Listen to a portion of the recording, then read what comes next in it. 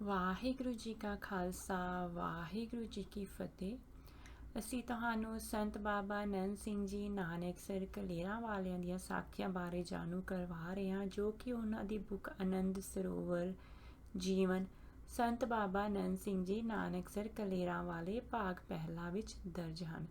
ਤੇ ਅੱਜ ਅਸੀਂ ਉਹਨਾਂ ਦੀ ਅਗਲੀ ਸਾਖੀ ਕੁਫਰੀ ਵਿੱਚ ਸ਼ਿਮਲੇ ਤੋਂ ਪੂਰਬ ਵਾਲੇ ਪਾਸੇ 10 ਮੀਲ ਅਤੇ ਚੈਲ ਤੋਂ ਪੱਛਮ ਵੱਲ 16 ਮੀਲ ਦੀ ਵਿੱਥ ਤੇ 8200 ਫੁੱਟ ਦੀ ਉਚਾਈ ਪਰ ਇੱਕ ਕੁਫਰੀ ਇੱਕ ਪ੍ਰਸਿੱਧ ਸਥਾਨ ਹੈ। ਸੰਨ 1938 ਵਿੱਚ ਜਦ ਕਿ ਅਜੋਕੇ ਹਿਮਾਚਲ ਪ੍ਰਦੇਸ਼ ਦਾ ਕਿਸੇ ਨੂੰ ਸੁਪਨਾ ਵੀ ਨਹੀਂ ਸੀ ਆਇਆ, ਸ਼ਿਮਲੇ ਦੇ ਲਾਗੇ ਦੀਆਂ ਛੋਟੀਆਂ-ਛੋਟੀਆਂ ਰਾਜਪੂਤ ਰਿਆਸਤਾਂ ਅਤੇ ਪਟਿਆਲਾ ਰਾਜ ਸਭ ਆਪਣੇ ਪੂਰੇ ਜੋਬਨ ਵਿੱਚ ਸਨ। ਕੁਫਰੀ ਬਾਜ਼ਾਰ ਤੇ ਤਾਂ ਤਿੰਨੇ ਰਿਆਸਤਾਂ ਪਟਿਆਲਾ, ਕਿਊਨਥਲ ਤੇ ਕੋਟੀ ਦੀਆਂ ਸਨ। ਪਟਿਆਲਾ ਰਿਆਸਤ ਦਾ ਪ੍ਰਸਿੱਧ ਤੇ ਰਮਣੀਕ ਚੀਨੀ ਬੰਗਲਾ ਇੱਥੇ ਹੀ ਸੀ, ਭਾਵੇਂ ਛੁੱਟ ਇਸ ਬੰਗਲੇ ਤੇ ਬਾਜ਼ਾਰ ਦੇ ਕੁਫਰੀ ਦਾ ਬਾਕੀ ਨਕਸ਼ਾ ਤਾਂ ਬਿਲਕੁਲ ਹੀ ਬਦਲ ਗਿਆ ਹੈ।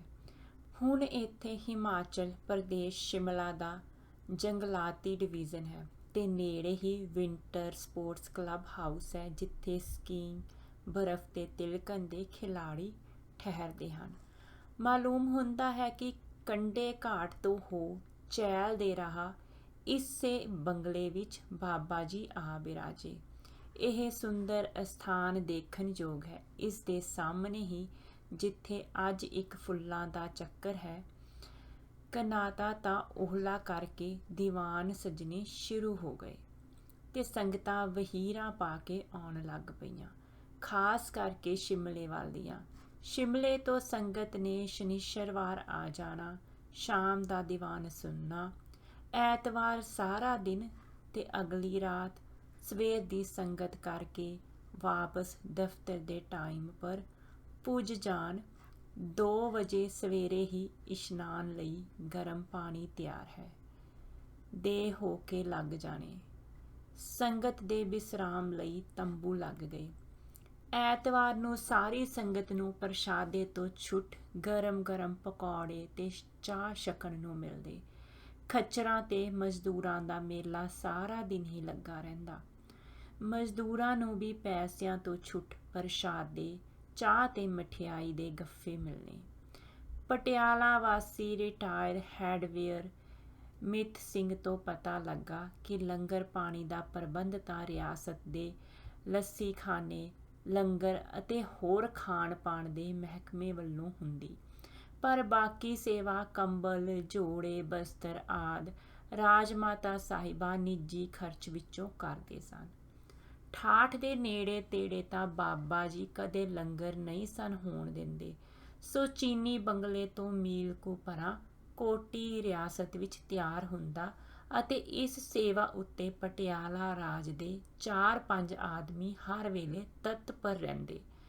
ਲੰਗਰ ਸੰਬੰਧੀ ਕੋਈ ਵਿਸ਼ੇਸ਼ ਸੇਵਾ ਹੁੰਦੀ ਤਾਂ ਉਹ ਪੁੱਛ ਲੈਂਦੇ।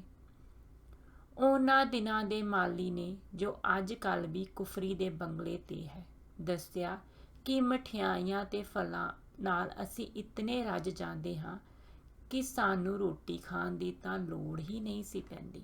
ਚੀਨੀ ਬੰਗਲੇ ਦੇ ਆਸੇ-ਪਾਸੇ ਦੇ ਕੁਦਰਤੀ ਨਜ਼ਾਰੇ, ਨੇੜ ਤੇੜ ਦੇ ਜੰਗਲ ਦੇ ਇਕਾਂਤ ਕਾਰਨ ਬਾਬਾ ਜੀ ਨੂੰ ਵੀ ਇਹ ਸੁਹਾਵਣੀ ਥਾਂ ਬਹੁਤ ਪਸੰਦ ਸੀ। ਬੰਗਲੇ ਦੇ ਸਾਹਮਣੇ ਇੱਕ 3 ਮੰਜ਼ਲਾ ਮਨਾ ਮਹਾਰਾਜਾ ਸਾਹਿਬ ਨੇ ਬਣਵਾਇਆ ਹੋਇਆ ਸੀ। ਉਸ ਤੇ ਬੈਠ ਕੇ ਬਾਬਾ ਜੀ ਬੜੇ ਪ੍ਰਸੰਨ ਹੁੰਦੇ। ਜਦ ਬੰਗਲੇ ਤੋਂ ਬਾਬਾ ਜੀ ਦੀਵਾਨ ਅਸਥਾਨ ਤੇ ਪਧਾਰਿਆ ਕਰਦੇ ਤਾਂ ਹਜ਼ਾਰਾਂ ਦੀ ਗਿਣਤੀ ਵਿੱਚ ਦਰਸ਼ਨਾਂ ਲਈ ਦੋਹੀਂ ਪਾਸੀ ਖਲੋ ਜਾਂਦੀ। ਬਾਬਾ ਜੀ ਨਾਲ ਰਾਗੀ ਜੱਥਾ ਦੁੱਧ ਵਾਂਗਰ ਚਿੱਟੇ ਬਸਤਰ ਸਜਾ ਕੇ ਪੂਰੇ ਦਾ ਪੂਰਾ ਕੀਰਤਨ ਕਰੀ ਜਾਇਆ ਕਰਦਾ। ਜਦੋਂ ਲੰਘਦੇ ਤਾਂ ਸੈੱਟ ਦੀਆਂ ਪੂਰੀਆਂ ਸ਼ੀਸ਼ੀਆਂ ਕਾਰਖ ਖੋਲ੍ਹ ਕੇ ਕਈ ਸ਼ਰਧਾਲੂਆਂ ਨੇ ਛੜਕਾ ਦੇਣੀਆਂ ਤੇ ਕਈ ਘੰਟਿਆਂ ਤੱਕ ਉਹ ਸਾਰਾ ਵਾਯੂਮੰਡਲ ਖੁਸ਼ਬੂ ਨਾਲ ਮਹਿਕਿਆ ਰਹਿੰਦਾ। ਜਦ ਕਦੀ ਖੜੇ ਹੋ ਜਾਂਦੇ ਤਾਂ ਬਹੁਤ ਰੌਣਕ ਤੇ ਵੀ ਮੱਥਾ ਟੇਕਣ ਵਾਲੇ ਸਾਹ ਨਾ ਲੈਣ ਦਿੰਦੇ। ਕਈ ਵਾਰੀ ਖੁੱਲ੍ਹੀ ਕਾਰ ਦੀ ਪਿਛਲੀ ਸੀਟ 'ਤੇ ਆਸਣ ਲਗਾ ਕੇ ਜਾਂਦੇ। ਇੱਥੇ ਵਾਪਰੀਆਂ ਕੁਝ ਘਟਨਾਵਾਂ ਜੋ ਹੱਡ-ਬੀਤੀਆਂ ਵਿੱਚ ਨਹੀਂ ਹਨ, ਇਸ ਪ੍ਰਕਾਰ ਹਨ। ਕਵੀ ਜੀ ਦੇ ਭਰਾਤਾ ਸਰਦਾਰ ਅਵਤਾਰ ਸਿੰਘ ਜੀ ਦੇ ਲਿਖਤ ਨੋਟ ਅਨੁਸਾਰ ਬਾਬਾ ਜੀ ਦੀ ਸੋਭਾ ਸੁਣ ਕੇ 2 ਸਾਧੂ ਕੁਫਰੀ ਦਰਸ਼ਨਾਂ ਲਈ ਆਏ। ਉਹਨਾਂ ਦੇ ਸਰੀਰ ਉੱਤੇ ਕਪੀਨਾਂ ਦੇ ਛੁੱਟ ਹੋਰ ਕੁਝ ਨਹੀਂ ਸੀ। ਆਪਣੇ ਕਥਨ ਅਨੁਸਾਰ ਉਹ 18,000 ਫੁੱਟ ਦੀ ਉੱਚੀ ਪਹਾੜੀ 'ਤੇ ਰਹਿੰਦੇ ਸਨ ਤੇ ਸੰਖਿਆ ਆਦਿ ਦਾ ਪ੍ਰਯੋਗ ਕਰਦੇ ਸਨ। ਆਉਣ 'ਤੇ ਉਹਨਾਂ ਦੇ ਮਨਾਂ ਵਿੱਚ ਇਹ ਸ਼ੰਕਾ ਫੁਰਿਆ कि शास्त्रों के अनुसार साधु को राजा का अन्न ग्रहण करने का हुक्म नहीं है, पर ये राजा साहिब के मेहमान बने हुए हैं। इसका उत्तर महात्मा जी आप ही देंगे। ਉਹ ਮੇਰੇ ਕੋਲ ਹੀ ਬਹਿ ਗਈ ਅਤੇ ਦੀਵਾਨ ਦੇ ਸਮੇਂ ਤੱਕ ਅਸੀਂ ਬੈਠੇ ਰਹੇ। ਉੱਥੇ ਇਕੱਠੇ ਹੀ ਉੱਠ ਕੇ ਗਏ ਤਾਂ ਜੋ ਉਹਨਾਂ ਦੇ ਮਨਾਂ ਵਿੱਚ ਕੋਈ ਸ਼ੱਕ ਨਾ ਪਵੇ। ਸਾਡੇ ਪੁੱਜਣ 'ਤੇ ਬਾਬਾ ਜੀ ਨੇ ਕੀਰਤਨ ਬੰਦ ਕਰਨ ਦਾ ਇਸ਼ਾਰਾ ਕੀਤਾ ਤੇ ਬਚਨ ਕਰਦਿਆਂ ਫਰਮਾਇਆ ਕਿ ਕਈ ਲੋਕੀ ਸ਼ੱਕ ਕਰਦੇ ਹਨ ਕਿ ਸ਼ਾਸਤਰ ਅਨੁਸਾਰ ਰਾਜੇ ਦਾ ਅੰਨ ਸਾਧੂ ਨੂੰ ਗ੍ਰਹਿਣ ਨਹੀਂ ਕਰਨਾ ਚਾਹੀਦਾ, ਕਿਉਂਕਿ ਜੋ ਉਹ ਜ਼ਹਿਰ ਨਿਆਈ ਹੁੰਦਾ ਹੈ ਤਾਂ ਇਹ ਠੀਕ ਹੈ, ਸੰਖਿਆ ਕੱਚਾ ਨਹੀਂ ਖਾਣਾ ਚਾਹੀਦਾ। ਜਿਹੜਾ ਕੱਚਾ ਖਾਵੇਗਾ ਉਹ ਮਰ ਜਾਵੇਗਾ, ਪਰ ਜਿਹੜਾ ਸੰਖੀਏ ਦਾ ਕੁਸ਼ਤਾ ਕਰਨਾ ਜਾਣਦਾ ਹੈ ਉਹ ਸੰਖੀਏ ਨੂੰ ਅੰਮ੍ਰਿਤ ਬਣਾ ਸਕਦਾ ਹੈ ਤੇ ਮਰਿਆ ਸੰਖੀਆ ਕਈ ਰੋਗਾਂ ਨੂੰ ਕੱਟ ਦਿੰਦਾ ਹੈ। ਦੂਜੇ ਪਾਸੇ ਇੱਕ ਰਾਜਾ ਸੁਧਰ ਜਾਏ ਤਾਂ ਸਾਰੀ ਪ੍ਰਜਾ 'ਤੇ ਉਸ ਦਾ ਚੰਗਾ ਪ੍ਰਭਾਵ ਪੈਂਦਾ ਹੈ ਤੇ ਪ੍ਰਜਾ ਕੁਰੀਤੀਆਂ ਤੋਂ ਬਚ ਜਾਂਦੀ ਹੈ। ਇਸ ਵਿੱਚ ਰਾਜੇ ਦਾ ਅੰਨ ਖਾਧਾ ਚੰਗਾ ਕੀ ਮਾੜਾ, ਇੱਕ ਦੇ ਪਿੱਛੇ 16 ਲੱਖ ਬੰਦਿਆਂ ਦਾ ਸੁਧਾਰ ਹੋ ਸਕਦਾ ਹੈ। ਇਹ ਸੌਦਾ ਮਾੜਾ ਨਹੀਂ। ਮੈਂ महात्मा ਨੂੰ लो जी आपने सुन लिया है, ये आपके प्रश्न का उत्तर है। ठीक है, जो महात्मा जी ने कहा है ਇਹ ਤਾਂ ਪੂਰਨ ਪੁਰਸ਼ ਹੈ। ਜੈਸੇ ਸੁਣਤੇ ਥੇ ਵੈਸੇ ਹੀ ਨਿਕਲੇ, ਉਹਨਾਂ ਨੇ ਕਿਹਾ। ਗੱਲਾਂ ਬਾਤਾਂ ਵਿੱਚ ਮੈਂ ਉਹਨਾਂ ਤੋਂ ਪੁੱਛਿਆ ਕਿ ਇਤਨੀ ਸਰਦੀ ਵਿੱਚ ਉਹ ਨੰਗੇ ਕਿਵੇਂ ਰਹਿ ਸਕਦੇ ਹਨ ਤਾਂ ਉਹ ਕਹਿਣ ਲੱਗੇ, ਭਗਵਾਨ ये मामूली बात है, हम संख्या आदि का प्रयोग करते हैं। ਉਹ ਬੜੇ ਸਰਲ ਸੁਭਾਅ ਤੇ ਖੋਜੀ ਸੱਜਣ ਪ੍ਰਤੀਤ ਹੁੰਦੇ ਸਨ। ਬਚਨ ਕਰਦਿਆਂ ਦ੍ਰਿਸ਼ਟਾਂਤ ਵੀ ਬਾਬਾ ਜੀ ਨੇ ਸੰਖੀਏ ਦਾ ਦਿੱਤਾ, ਜਿਸ ਨੂੰ ਕਿ ਉਹ ਸਾਧੂ ਜਨ ਵਰਤਦੇ ਸਨ। ਸਰਦਾਰ ਸਤਵੰਤ ਸਿੰਘ ਨਸੀਰਗੜ੍ਹ ਫਾਰਮ ਪਟਿਆਲਾ ਵਾਲਿਆਂ ਨੇ ਦੱਸਿਆ, ਮਹਾਰਾਜਾ ਸਾਹਿਬ ਪਟਿਆਲਾ ਵੱਲੋਂ ਸਿਲੋਨ ਬਾਗ ਵਿੱਚ ਕਈ ਤਰ੍ਹਾਂ ਦੇ ਵਲੈਤੀ ਸੇਬਾਂ ਦੇ ਲਾਉਣ ਦਾ ਤਜਰਬਾ ਹੋ ਰਿਹਾ ਸੀ। ਇਸ ਵਾਰ ਖਾਸ ਸਲਾਹ ਦੇਣ ਵਾਸਤੇ ਅਸੀਂ ਮਹਾਰਾਜਾ ਸਾਹਿਬ ਦੱਸਦੇ ਤੇ ਚਹਿਲ ਗਏ ਤੇ ਉੱਥੋਂ ਬਾਬਾ ਜੀ ਦੇ ਦਰਸ਼ਨਾਂ ਨੂੰ ਅਸੀਂ ਕੁਫਰੀ ਗਏ। ਸਵਰਗਵਾਸੀ ਸਰਦਾਰ ਰਘਬੀਰ ਸਿੰਘ ਹੋਮ ਮਿਨਿਸਟਰ ਪਟਿਆਲਾ, ਸਰਦਾਰ ਬਲਾਲ ਸਿੰਘ ਫਰੂਟ ਸਪੈਸ਼ਲਿਸਟ ਤੇ ਮੈਂ, ਅਸੀਂ 3 ਜਣੇ ਸਾਂ। ਉਸ ਵੇਲੇ ਕੀਰਤਨ ਹੋ ਰਿਹਾ ਸੀ। ਸਰਦਾਰ ਹਰਚੰਦ ਸਿੰਘ ਨੇ ਮੈਨੂੰ ਤਾਂ ਅੱਗੇ ਬਿਠਾ ਦਿੱਤਾ ਤੇ ਮੇਰੇ ਸਾਥੀ ਪਿੱਛੇ ਹੋ ਕੇ ਬੈਠ ਗਏ। ਬਾਬਾ ਜੀ ਨੇ ਆਪਣੀ ਬਾਣੀ ਕਰਦਿਆਂ 2-3 ਦ੍ਰਿਸ਼ਟਾਂਤ ਦੇ ਕੇ ਸਾਨੂੰ ਕਿਹਾ ਕਿ ਇਸ ਗੱਲ ਦਾ ਪ੍ਰਣ ਕਰਕੇ ਇੱਥੋਂ ਜਾਓ ਕਿ ਕੁਝ ਸਮਾਂ ਜ਼ਰੂਰ ਸਾਡੇ ਵਾਸਤੇ ਕੱਢੋਗੇ। ਭਾਵੇਂ ਨਾਮ ਸਿਮਰਨ ਕਰੋ, ਪਾਠ ਕਰੋ, ਚਾਹੇ ਮੂਲ ਮੰਤਰ ਦਾ ਹੀ ਪਾਠ ਕਰੋ। ਪਰ ਮੈਂ ਕਿਹਾ ਕਿ ਜੀ ਕੋਸ਼ਿਸ਼ ਕਰਾਂਗੇ। ਇਸ ਪਰ ਫਿਰ ਲਗਭਗ ਅੱਧਾ ਘੰਟਾ ਗੁਰਬਾਣੀ ਵਿੱਚੋਂ ਸੁਖਮਨੀ ਸਾਹਿਬ ਤੋਂ ਪ੍ਰਮਾਣ ਦੇ ਕੇ ਸਾਨੂੰ ਸਮਝਾਇਆ ਕਿ ਬਾਕੀ ਸਭ ਦੁਨੀਆ ਦੇ ਕੰਮ ਕਰਦੇ ਹੋ, ਪ੍ਰਸ਼ਾਦੇ ਛਕਦੇ ਹੋ, ਸਰਕਾਰੀ ਮੋਟਰਾਂ 'ਤੇ ਚੜ੍ਹਦੇ ਹੋ, ਸੋਹਣੇ ਬਸਤਰ ਪਾਉਂਦੇ ਹੋ, ਪਰ ਜਿਸ ਦੀ ਕਿਰਪਾ ਨਾਲ ਇਹ ਸੁੱਖ ਤੁਹਾਨੂੰ ਪ੍ਰਾਪਤ ਹੋਏ ਹਨ, ਉਸ ਨੂੰ ਕਿਉਂ ਭੁੱਲ ਜਾਂਦੇ ਹੋ? ਐਸੇ ਸੁੰਦਰ ਢੰਗ ਨਾਲ ਉਹਨਾਂ ਨੇ ਸਾਨੂੰ ਉਪਦੇਸ਼ ਦਿੱਤਾ ਕਿ ਅਸੀਂ ਕਾਇਲ ਹੋ ਗਏ। ਅਸਾਂ ਜਦ ਹਾਂ ਕਰ ਦਿੱਤਾ ਤਾਂ ਬਾਬਾ ਜੀ ਫਿਰ ਕਿਹਾ, ਹੁਣ ਹਾਂ ਦੇ ਕੰਮ ਚੋਰ ਨਾ ਬੰਨਾ। ਜਿਤਨਾ ਵਕਤ ਤੁਸੀਂ ਦੇ ਸਕਦੇ, ਵੱਧ ਜਾਂ ਘੱਟ ਉਤਨਾ ਦਿਓ, ਪਰ ਦਿਓ ਜ਼ਰੂਰ, ਤੇ ਰੋਜ਼ ਬਿਨਾਂ ਨਾਗਾ। ਜ਼ਿੰਦਗੀ ਵਿੱਚ ਕਈ ਉਤਰਾਅ ਚੜ੍ਹਾਅ ਹੁੰਦੇ ਹਨ, ਲਾਲਚ ਆਉਂਦੇ ਹਨ। ਤੁਸੀਂ ਇਹਨਾਂ ਸਭਨਾਂ ਤੋਂ ਬਚੇ ਰਹੋਗੇ, ਤੁਹਾਡੀ ਰੱਖਿਆ ਹੋਵੇਗੀ। ਇਹਨਾਂ ਦਿਨਾਂ ਦੀ ਗੱਲ ਹੈ ਕਿ ਇੱਕ ਪ੍ਰਸਿੱਧ ਵਿਦਵਾਨ ਸਿੱਖ ਸੰਤ ਜੀ ਦੇ ਮਨ ਵਿੱਚ ਬਾਬਾ ਜੀ ਦੇ ਦਰਸ਼ਨ ਕਰਨ ਦੀ ਅਭਿਲਾਖਾ ਤਾਂ ਉਤਪੰਨ ਹੋਈ, ਪਰ ਉਹਨਾਂ ਨੇ ਸ਼ਿਮਲੇ ਆਉਣ ਤੋਂ ਪਹਿਲਾਂ ਉਹਨੇ ਟੈਲੀਫੋਨ ਕੀਤਾ ਕਿ ਉੱਥੇ ਚਾਹ ਦਾ ਪ੍ਰਬੰਧ ਹੈ। ਇਸ ਤਰ੍ਹਾਂ ਦੀ ਪੁੱਛ ਇਹੋ ਜਿਹੇ ਵਿਅਕਤੀ ਵੱਲੋਂ ਸੁਣ ਬਾਬਾ ਜੀ ਹੱਸ ਪਏ। ਚੰਗਾ, ਇਹ ਬਿਰਤੀ ਹੈ। ਇਸ ਪਰ ਬਾਣੀ ਦੀਆਂ ਕਈ ਤੁਕਾਂ ਉਚਾਰਨ ਕੀਤੀਆਂ। ਜੇਹਾ ਨਾਨਕ ਚਿੰਤਾ ਮਹਿ ਕਰੇ, ਚਿੰਤਾ ਤਿਸ ਹੀ ਹੋਏ। ਫਿਰ ਭਰੋਸਾ ਵਿਸ਼ਵਾਸ ਸੰਬੰਧੀ ਪਹਿਲੋਂ ਦੈਤੇ ਰਿਜਕ ਸਮਾਹਾ, ਪਿੱਛੋਂ ਦੈਤੇ ਜੰਤ ਉਪਾਹਾ। ਇਹ ਕੁਫਰੀ ਦਾ ਹਾਲ ਹੈ। ਕੁਫਰੀ ਠਹਿਰਨ ਸਮੇਂ ਹੋਈਆਂ ਹੋਰ ਘਟਨਾਵਾਂ ਤੇ ਕੌਤਕਾਂ ਦੇ ਹਾਲ ਹੱਡਬੀਤੀਆਂ ਵਿੱਚ ਆਏ ਹਨ ਕਿ ਗੰਗਾ ਸਿੰਘ, ਬਾਬੂ ਕਨ੍ਹੱਈਆ ਲਾਲ, ਸਰਦਤਾਰ ਸਿੰਘ, ਸਰਦਾਰ ਬਿਸ਼ਨ ਸਿੰਘ, ਦੂਜੀ ਲੜੀ ਵਿੱਚੋਂ ਸਰਦਾਰ ਅਛਰ ਸਿੰਘ ਤੇ ਬਲਵੰਤ ਸਿੰਘ, ਕੁਝ ਘਟਨਾਵਾਂ ਹੋਰਨਾਂ ਭਾਗਾਂ ਵਿੱਚ ਉਚਿਤ ਥਾਂ ਤੇ ਆਈਆਂ ਹਨ।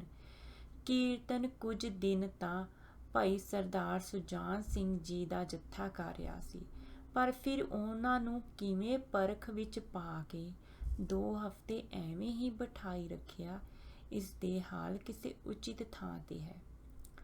ਇੱਥੋਂ ਦੀ ਹੀ ਗੱਲ ਦਸੀਂਦੀ ਹੈ ਕਿ ਇੱਕ ਬਿਰਧ ਬ੍ਰਾਹਮਣ ਬਾਬਾ ਜੀ ਦੇ ਦਰਸ਼ਨਾਂ ਨੂੰ ਆਉਂਦੇ ਰਿਹਾ।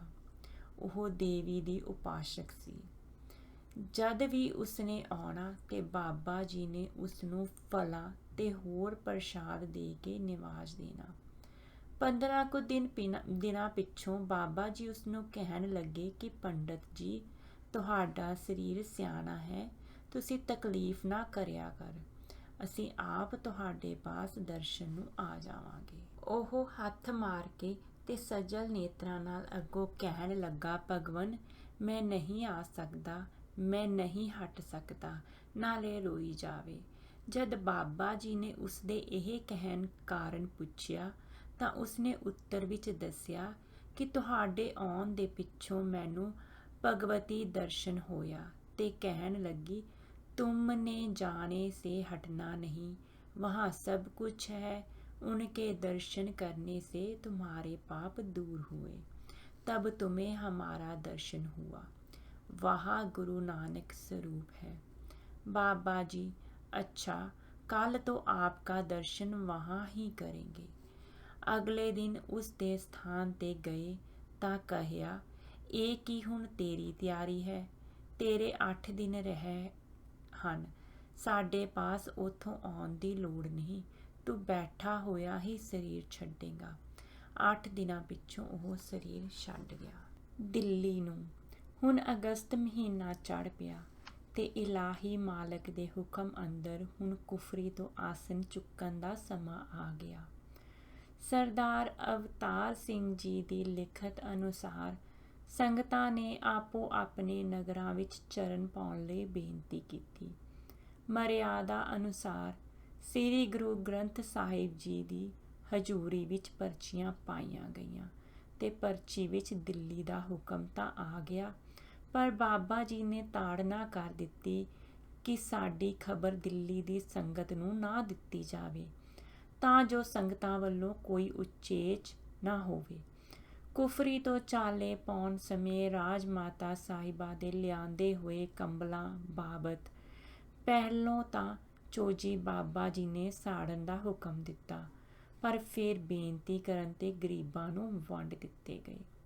ਬਾਕੀ ਬੇਹੰਗਮਾਂ ਨੂੰ ਕੇਵਲ ਇੱਕ ਕੁੜਤਾ, 2 ਕਸ਼ਹਿਰੇ, ਇੱਕ ਚੁਕਣਾ, ਸਿਰ ਤੇ ਛੋਟੀ ਦਸਤਾਰ, ਹਜ਼ੂਰੀ ਪਰਨਾ, ਹੇਠ ਵਿਛਾਉਣ ਵਾਲੇ ਟਾਟ ਤੇ ਚੱਦਰ ਤੋਂ ਛੁੱਟ ਹੋਰ ਕੁਝ ਵੀ ਚੁੱਕਣ ਦੀ ਆਗਿਆ ਨਾ ਦਿੱਤੀ। ਇੱਕ ਬਹੁਮੁੱਲਾ ਕੰਬਲ ਜੋ ਮਹਾਰਾਜਾ ਸਾਹਿਬ ਵੱਲੋਂ ਭੇਟ ਹੋਇਆ ਸੀ ਤੇ ਲਗਭਗ 10,000 ਦਾ ਦੱਸਿਆ ਜਾਂਦਾ ਸੀ ਵਾਪਸ ਦੇ ਦਿੱਤਾ ਗਿਆ। ਰਿਆਸਤ ਦੀਆਂ ਮੋਟਰਾਂ ਦੁਆਰਾ ਸਵੇਰੇ 9:30 ਵਜੇ ਚੈਲ ਪੁੱਜੇ, ਜਿੱਥੇ ਮਹਾਰਾਜਾ ਸਾਹਿਬ ਤੇ ਉਹਨਾਂ ਦੇ ਛੋਟੇ ਭਰਾਤਾ ਸਾਹਿਬ ਸਵਾਗਤ ਲਈ ਹਾਜ਼ਰ ਸਨ। ਬਾਬਾ ਜੀ ਦੇ ਪੁੱਜਣ ਸਾਰ ਉਹ ਆਪਣੀ ਮੋਟਰ ਵਿੱਚ ਬਾਬਾ ਜੀ ਨੂੰ ਤਾਂ ਰਣਵਾਸ ਅੰਦਰ ਲੈ ਗਏ, ਪਰ ਬਾਕੀ ਸੰਗਤ ਬਾਹਰ ਹੀ ਸਜੀ ਰਹੀ। ਸਭ ਨੂੰ ਰਾਜ ਮਹਿਲ ਦੇ ਹੇਠਲੇ ਹਿੱਸੇ ਵਿੱਚ ਬੜੇ ਪ੍ਰੇਮ ਨਾਲ ਪ੍ਰਸ਼ਾਦਾ ਛਕਾਇਆ ਗਿਆ। ਬਾਬਾ ਜੀ 2 ਘੰਟੇ ਅੰਦਰ ਠਹਿਰੇ, ਆਪਣੇ ਮਨੋਹਰ ਬਚਨਾਂ ਨਾਲ ਰਾਣੀਆਂ ਦੇ ਮਨਾਂ ਦੇ ਸੰਕਲਪ ਦੂਰ ਕੀਤੇ ਅਤੇ ਉਹਨਾਂ ਨੂੰ ਭਜਨ ਕਰਨ ਦਾ ਉਪਦੇਸ਼ ਦਿੱਤਾ। ਇੱਕ ਦਰਸ਼ਕ ਨੇ ਦੱਸਿਆ ਕਿ ਕੀਰਤਨੀਆਂ ਦੇ ਜਥਿਆਂ ਨੇ ਐਸਾ ਠੱਠ ਬੰਨਿਆ ਕਿ ਐਵੇਂ ਭਾਸੇ ਜਿਵੇਂ ਸਾਰਾ ਮਹਿਲ ਵੀ ਭੌਂ ਰਿਹਾ ਹੈ।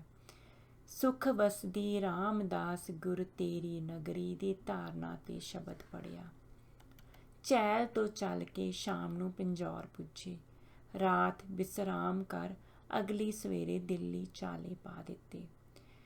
ਸ਼ਾਹਬਾਦ ਮਰਕੰਡੇ ਤੋਂ ਲੰਘਣ ਲੱਗਿਆਂ ਬਾਬਾ ਜੀ ਜਦ ਹਾਜ਼ਰੀ ਕਰਨ ਲਈ ਠਹਿਰੇ ਕਿ ਇੱਕ ਬਿਰਧ ਮੌਲਵੀ ਨੇ ਆਣ ਸਲਾਮ ਦੁਆ ਕੀਤੀ। ਉਹ ਹਾਜੀ ਵੀ ਸੀ। ਬਾਬਾ ਜੀ ਨੇ ਉਸ ਨੂੰ ਪੁੱਛਿਆ ਕਿ ਉਹ ਕਾਹਦਾ ਬਿਰਧ ਭਾਵ ਜਾਪ ਕਰਦਾ ਹੈ, ਤੇ ਉਸ ਦੇ ਅੱਲਾਹ ਕਹਿਣ ਤੇ ਉਸ ਨੂੰ ਠੀਕ ਢੰਗ ਦੱਸਿਆ ਕਿ ਕਿਵੇਂ ਅੱਲਾਹੂ ਦਾ ਬਿਰਧ ਕਰਨਾ ਚਾਹੀਦਾ ਹੈ। 15 ਕੁ ਮਿੰਟ ਉਸ ਨਾਲ ਰੱਬ ਦੀਆਂ ਗੱਲਾਂ ਕਰਦੇ ਰਹੇ। ਆਜ਼ਾਦਪੁਰ ਪੁੱਜਣ ਤੇ ਬਾਬਾ ਜੀ ਪੁੱਛਣ ਲੱਗੇ ਕਿ ਹੁਣ ਕਿੱਧਰ ਜਾਣਾ ਹੈ। ਸੜਕ ਇਹ ਸਬਜ਼ੀ ਮੰਡੀ ਨੂੰ ਤੇ ਦੂਜੀ ਮਾਲ ਰੋਡ ਨੂੰ ਜਾਂਦੀ ਸੀ। ਬਾਬਾ ਜੀ ਨੇ ਮਾਲ ਰੋਡ ਤੇ ਮੋਟਰ ਪਾ ਲਈ, ਪਰ ਫਰਲਾਂਗ ਕੁ ਜਾ ਕੇ ਖੜੀ ਕਰ ਲਈ। ਜਦ ਅਸਾਂ ਬੇਨਤੀ ਕੀਤੀ ਕਿ ਇਹ ਰਸਤਾ ਇਵੇਂ ਜਾਂਦੇ ਹਨ, ਤਾਂ ਫਰਮਾਇਆ ਕਿ ਬਾਜ਼ਾਰ ਦੇ ਵਿੱਚੋਂ ਚੱਲਣਾ ਹੈ, ਕਿ ਕੀਰਤਨ ਕਰਦੇ ਜਾਣਾ ਹੈ। ਰਾਗੀਆਂ ਦੀ ਇੱਕ ਕਾਰ ਅੱਗੇ ਲਾ ਦਿੱਤੀ, ਉਸ ਪਿੱਛੇ ਸਤਿਗੁਰਾਂ ਦੀ ਕਾਰ, ਉਸ ਦੇ ਪਿੱਛੇ ਕੀਰਤਨੀਆਂ ਦੀ ਹੋਰ ਕਾਰ ਤੇ ਸਭ ਤੋਂ ਪਿੱਛੇ ਆਪਣੀ ਕਾਰ ਲਾਉਣ ਦਾ ਹੁਕਮ ਦਿੱਤਾ। ਪਟਿਆਲੇ ਦੀਆਂ 7 ਕਾਰਾਂ ਤੇ ਇੱਕ ਟਰੱਕ ਕੰਡੇ ਘਾਟ ਤੋਂ ਹੀ ਚੱਲੇ ਸਨ। ਬਾਬਾ ਜੀ ਦੇ ਹੁਕਮ ਦਾ ਖਿਆਲ ਨਾ ਕਰਦੇ ਹੋਏ ਸਰਦਾਰ ਅਵਤਾਰ ਸਿੰਘ ਜੀ ਪ੍ਰੇਰਨਾ ਤੇ ਬਾਬਾ ਜਸਵੰਤ ਸਿੰਘ ਹੋਰਾਂ ਨੇ ਕਵੀ ਜੀ ਨੂੰ ਤਾਰ ਦਿੱਤੀ, ਪਰ ਉਸ ਦੇ ਲਿਖਣ ਵਿੱਚ ਕੁਝ ਐਸਾ ਅਸਪਸ਼ਟਤਾ ਪੈ ਗਈ ਕਿ ਕਵੀ ਜੀ ਨੇ ਕੋਈ ਅਗਾਊਂ ਪ੍ਰਬੰਧ ਕਰਨਾ ਉਚਿਤ ਨਾ ਸਮਝਿਆ। ਅਗਲੀ ਕਾਰ ਜਦ ਕਵੀ ਦੇ ਕਾਰਖਾਨੇ ਦੇ ਕੋਲ ਪੁੱਜੀ, ਦਰਸ਼ਨ ਕਰਦਿਆਂ ਸਾਰ ਕਵੀ ਜੀ ਨੇ ਝਟ ਅੰਦਰ ਪ੍ਰਸ਼ਾਦ ਮੰਗਾ ਚਰਨਾਂ ਤੇ ਮੱਥਾ ਟੇਕ ਬੇਨਤੀ ਕੀਤੀ ਕਿ ਕਿਤੇ ਆਸਣ ਲਾਉਣ ਦਾ ਵਿਚਾਰ ਹੈ, ਕਿਉਂਕਿ ਉਹਨੇ ਦੀ ਵੀ ਕਵੀ ਜੀ ਹੀ ਮੁਖੀ ਸੰਗੀ ਸਨ। ਉਸ ਵੇਲੇ ਤਾਂ ਬਾਬਾ ਜੀ ਨੇ ਇਹੋ ਫਰਮਾਇਆ, ਜਿੱਥੇ ਤੇਰੀ ਮਰਜ਼ੀ ਚੱਲ ਅੱਗੇ ਤੁਰ। ਹਾਲੀ ਬਾਬਾ ਜੀ 2 ਕੁ ਮਿੰਟ ਹੀ ਕਵੀ ਜੀ ਦੇ ਫਾਟਕ ਬਾਹਰ ਠਹਿਰੇ ਹੋਣਗੇ ਕਿ ਹੁਣ ਮਨ ਕਵੀ ਜੀ ਨੇ ਆਪਣੀ ਕਾਰ ਅੱਗੇ ਲਾ ਲਈ ਤੇ ਫਿਰ ਪੁੱਛਿਆ ਕਿ ਸੱਚੇ ਪਾਤਸ਼ਾਹ ਕਿੱਧਰ ਚੱਲਾਂ। ਜਿੱਧਰ ਜੀ ਕਰੇ ਬਾਬਾ ਜੀ ਨੇ ਉੱਤੋਂ ਤਾਂ ਇਹੀ ਦੱਸਿਆ। ਕਵੀ ਜੀ ਦਾ ਆਪਣਾ ਵਿਚਾਰ ਤਾਂ ਜੁਮਨਾ ਵਾਲੇ ਪਾਸੇ ਦਾ ਸੀ, ਪਰ ਬਾਬਾ ਜੀ ਦੀ ਅੰਤਰੀਵ ਪ੍ਰੇਰਨਾ ਅਨੁਸਾਰ ਜਾਂ ਇਹ ਸਮਝੇ ਕਿ ਬਹੁਤੇ ਸੰਗੀ ਕਰੋਲ ਬਾਗ ਵਾਲੇ ਪਾਸੇ ਹੀ ਰਹਿੰਦੇ ਹਨ, ਉਧਰ ਲੈ ਟੁਰੇ। ਕਰੋਲ ਬਾਗ ਨੇੜੇ ਤੇੜੇ ਜਾਂ ਖੂਨੀ ਨਾਲੇ ਦੇ ਅਗਲੇ ਸਥਾਨਾਂ ਤੇ ਬਾਬਾ ਜੀ ਨੂੰ ਠਹਿਰਨ ਦਾ ਮਾਲਕ ਵੱਲੋਂ ਹੁਕਮ ਨਹੀਂ ਸੀ ਜਾਪਦਾ। ਕਿਸੇ ਹੋਰ ਪਾਸਿਓਂ ਖਿੱਚਾਂ ਪੈ ਰਹੀਆਂ ਸਨ। ਸੋ ਇੱਥੇ ਆਣ ਆਪਣੀ ਕਾਰ ਆਪ ਲਾ ਅਪਰ ਰਿਜ ਰੋਡ ਤੋਂ ਪੂਸਾ ਇੰਸਟੀਚਿਊਟ ਵੱਲ ਜਾਣ ਵਾਲੀ ਸੜਕ ਦੇ ਪੱਛਮੀ ਇੱਕ ਉੱਚ ਪੱਧਰਾ ਥਾਂ ਦੇਖ ਬਾਬਾ ਜੀ ਨੇ ਆਪਣੀ ਸੋਟੀ ਉੱਥੇ ਗੱਡ ਦਿੱਤੀ। ਸਰਦਾਰ ਸਾਹਿਬ, ਬਾਬਾ ਜਸਵੰਤ ਸਿੰਘ ਤੇ ਕੁਝ ਹੋਰ ਰਸੂਖ ਵਾਲੇ ਸਰਕਾਰੀ ਕਰਮਚਾਰੀਆਂ ਦੇ ਰਾਹੀਂ ਉਸ ਥਾਂ ਤੇ ਠਹਿਰਨ ਦੀ ਆਗਿਆ ਲੈ ਲਈ। ਲਗਭਗ ਦਿਨ ਦੇ 12 ਵਜੇ ਦਾ ਵਕਤ ਹੋ ਚੁੱਕਾ ਸੀ। ਤਾਂ ਵੀ ਆਪਣੀ ਰਹੁ ਰੀਤੀ ਅਨੁਸਾਰ ਕਵੀ ਹੋਰਾਂ ਨੂੰ ਇਹ ਵੀ ਕਹਿ ਦਿੱਤਾ ਕਿ ਦਿੱਲੀ ਤਾਂ ਰਹਿਣਾ ਹੈ ਕਿ ਜੇ ਸਵੇਰਲੇ ਦੀਵਾਨ ਤੱਕ ਗੁਰੂ ਸਾਹਿਬ ਦਾ ਪ੍ਰਕਾਸ਼ ਹੋ ਜਾਵੇ। ਸਮਾਂ 15 ਘੰਟਿਆਂ ਤੋਂ ਵੀ ਘੱਟ ਸੀ, ਪਰ ਆਪਣੀ ਸ਼ਕਤੀ ਪ੍ਰਦਾਨ ਕਰਕੇ ਕਵੀ ਜੀ ਤੋਂ ਇਹ ਸੇਵਾ ਵੇਲੇ ਤੋਂ ਪਹਿਲਾਂ ਹੀ ਸਿਰੇ ਚੜ੍ਹਾ ਲਈ। ਉਹਨਾਂ ਨੇ ਟਰੱਕ ਭੇਜ ਬਹੁਤ ਸਾਰੀਆਂ ਸ਼ਹਿਤੀਰੀਆਂ ਚਰਵਾ ਆਪਣੇ ਕਾਰਖਾਨੇ ਦੇ ਸਾਰੇ ਕਾਮੇ ਲਾ, ਜੋ 25-30 ਸਨ, ਰਾਤੋਂ ਰਾਤ ਇੱਕ ਲੱਕੜੀ ਦਾ ਕੋਠਾ ਤਿਆਰ ਕਰਾ ਦਿੱਤਾ, ਜਿਸ ਦਾ ਫਰਸ਼ ਵੀ ਲੱਕੜੀ ਦੇ ਫੱਟਿਆਂ ਦਾ ਜ਼ਮੀਨ ਤੋਂ ਉੱਚਾ ਰਖਾਇਆ। ਇਹ ਸਭ ਕੁਝ ਦੇਖ ਬਾਬਾ ਜੀ ਬੜੇ ਪ੍ਰਸੰਨ ਹੋਏ ਤੇ 3 ਵਜੇ ਸਵੇਰੇ ਦਾ ਕੀਰਤਨ ਇੱਥੇ ਹੋਇਆ। ਜੰਗਲੀ ਥਾਂ ਹੋਣ ਕਰਕੇ ਉੱਥੇ ਬਹੁਤ ਸੱਪ ਸਨ ਤੇ ਉਹ ਵੀ ਜਲੇਬੀ ਵਾਂਗ ਤੇ ਬੜੇ ਜ਼ਹਿਰੀਲੇ। ਸਰਦਾਰ ਅਵਤਾਰ ਸਿੰਘ ਅਨੁਸਾਰ ਰਾਤ ਸਾਨੂੰ ਉੱਥੇ ਹੀ ਸੌਣਾ ਪਿਆ। ਸੱਪਾਂ ਬਾਬਤ ਜਦ ਅਸਾਂ ਬਾਬਾ ਜੀ ਦੇ ਪਾਸ ਬੇਨਤੀ ਕੀਤੀ ਤਾਂ ਫਰਮਾਉਣ ਲੱਗੇ, ਸਭ ਦੇ ਮੂੰਹ ਬੰਦ ਕੀਤੇ ਹੋਏ ਨੇ, ਚਿੰਤਾ ਦੀ ਗੱਲ ਨਹੀਂ, ਸੋ ਕੋਈ ਦੁਰਘਟਨਾ ਨਾ ਹੋਈ। ਅਗਲੇ ਦਿਨ ਬਾਬਾ ਜੀ ਦੀ ਹਦਾਇਤ ਅਨੁਸਾਰ ਸਰਦਾਰ ਕਨ੍ਹਈਆ ਸਿੰਘ, ਬਾਬੂ ਧਰਮਚੰਦ, ਦੀਵਾਨ ਸਿੰਘ, ਸੋਈ ਬ੍ਰਦਰਸ ਤੇ ਸਾਧੂ ਸਿੰਘ ਆਦਿ ਸੰਗੀਆਂ ਨੇ ਮਿਲ ਕੇ ਠਾਠ ਦਾ ਬਾਕੀ ਕੰਮ ਮੁਕੰਮਲ ਕਰ ਦਿੱਤਾ ਤੇ ਕਥਾ ਕੀਰਤਨ ਸਤਸੰਗ ਦਾ ਪ੍ਰੋਗਰਾਮ ਚਾਲੂ ਹੋ ਗਿਆ। ਪਾਣੀ ਦੀ ਕੁਝ ਤੰਗੀ ਸੀ, ਉਸ ਨੂੰ ਕਿਵੇਂ ਦੂਰ ਕੀਤਾ ਗਿਆ, ਇਸ ਦਾ ਵਰਣਨ ਅੱਗੇ ਆਏਗਾ। ਇੱਕ ਦਿਨ ਸ਼ਾਮ ਦੇ ਕੀਰਤਨ ਵਿੱਚ ਇੱਕ ਸੱਪ ਆ ਹਾਜ਼ਰ ਹੋਇਆ।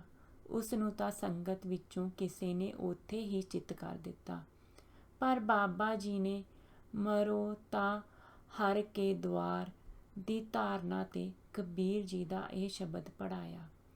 ਤੁਕ ਦੀ ਵਿਆਖਿਆ ਕਰਦੇ ਹੋਏ ਫਰਮਾਇਆ ਕਿ ਹੁਣ ਇਸ ਦੀ ਮੁਕਤੀ ਹੋ ਗਈ ਹੈ। ਇੰਨੀ ਦਿਨੀ ਗੋਸਵਾਮੀ ਗਣੇਸ਼ ਦੱਤ ਹੋਰਾਂ ਦੇ ਨਾਲ ਸੇਠ ਜੁਗਲ ਕਿਸ਼ੋਰ ਬਿਰਲਾ ਆਏ। ਬਾਬਾ ਜੀ ਨੇ ਮੇਰੀ ਡਿਊਟੀ ਬਾਹਰ ਲਾਈ ਹੋਈ ਸੀ। ਬਿਰਲਾ ਜੀ ਠਾਠ ਮਰਿਆਦਾ ਤੋਂ ਅਗਿਆਤ ਸਨ। ਉਹਨਾਂ ਦੀ ਕਾਰ ਜਦ ਸਿੱਧੇ ਠਾਠ ਕੋਲ ਜਾ ਖਲੋਤੀ ਤਾਂ ਮੈਂ ਦੌੜਿਆ ਗਿਆ ਤੇ ਉਹਨਾਂ ਨੂੰ ਬਾਹਰ ਹੀ ਰੋਕ ਅੰਦਰੋਂ ਆਗਿਆ ਲੈਣ ਗਿਆ। ਕਵੀ ਜੀ ਅੰਦਰ ਸਨ।